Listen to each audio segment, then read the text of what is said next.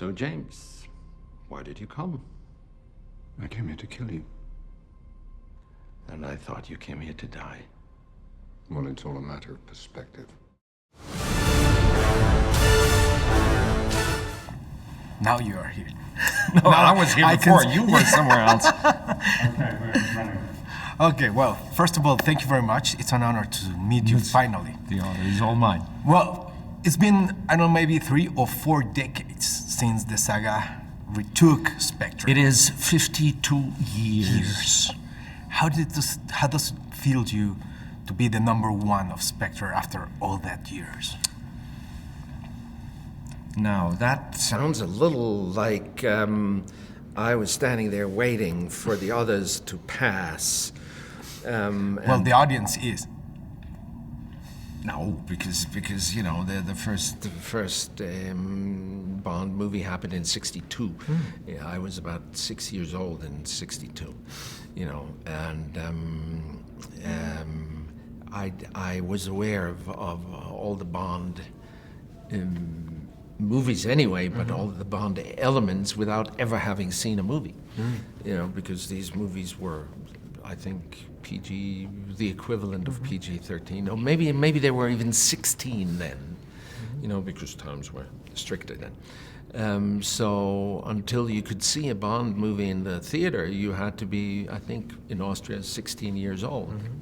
So there were, between the first Bond movie and the first one that I could legally see in the theater, there were at least 4 or 5 others. And by the time I could see it, Sean Connery had retired as James Bond, and Roger Moore had taken over with another actor in between.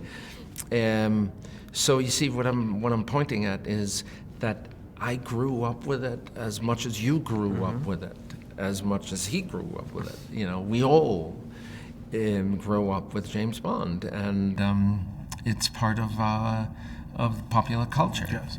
Popular or not, it's part of our culture.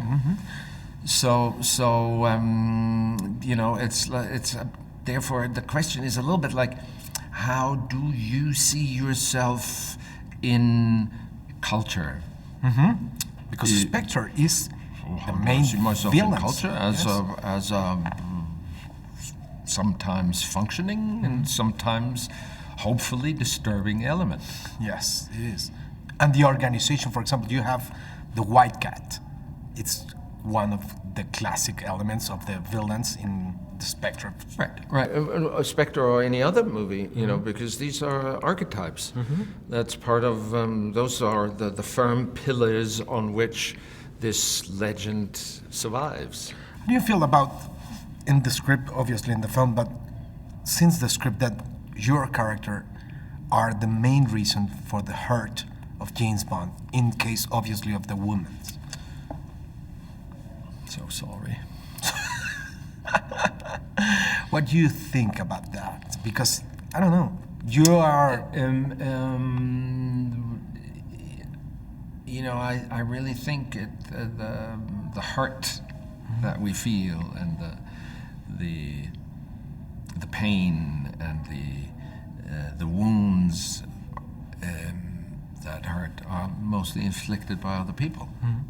You are being playing a lot of villains, a lot of bad people. I don't know what. What is the fun of being a villain in a James Bond movie? Yeah, you know, I just play the part. I really don't think about these things. I play the part, And I appreciate good writing because it makes my job easier. Or actually, it doesn't even make my job easier, it makes my job possible. Or at least what I think of my job. and bad writing makes it somewhat impossible. So I'm a complete opportunist. I only play good parts. My last question, do you like rehearsals? I like rehearsals, of course. You know, I'm not an improviser, nor do I really think improvisation is a useful device other than in rehearsals. I like rehearsals not for improvising, but for thinking it through and making it work. You know, I like to use the tools in my toolbox. And sometimes you pick the wrong tool. So rehearsal gives you the opportunity to say, that's the wrong thing, I need this. Okay. Thank you very much. Thank you. Welcome, James. You interfered in my world, I destroyed yours. It was me, the author of all your pain. Spectre.